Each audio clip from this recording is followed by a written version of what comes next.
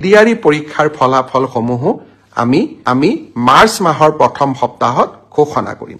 ডিআৰই এটা অৰেলো আছে, এটা পোষ্টৰ বিপৰীতে দুজন পাছ কৰিব, গতিকে তাৰ পিছত তেওঁলোকৰ এটা মৌখিক পৰীক্ষাও আছে, স্কিলো আছে। গতিকে গোটেই প্ৰক্ৰিয়াটো কৰোঁতে আমি যাতে 10 মেত গভৰ্ণমেণ্টৰ 4ৰ্থ বছৰ হওঁতে আমি 30-35 হাজাৰ আৰু চাকৰি দিব পাৰোঁ, আৰু প্ৰতিশ্ৰুতি মতে আৰু 15 হাজাৰ পদ আমি তেতিয়া বিজ্ঞাপনো মুকলি কৰি দিম।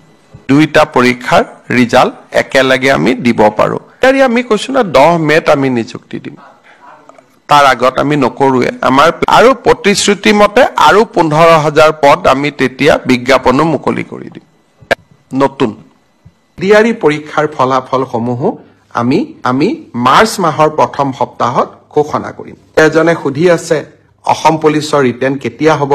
মই ভাবো যে ফেব্ৰুৱাৰী মাহ নহলে মাৰ্চৰ প্ৰথম ভাগতেই আমি অসম পুলিচৰ কনিষ্টবল সকলৰ পৰীক্ষাৰ ৰিটেন টেষ্টৰ কাম আমি টিচাৰ আৰু পোষ্ট গ্ৰেজুৱেট টিচাৰ।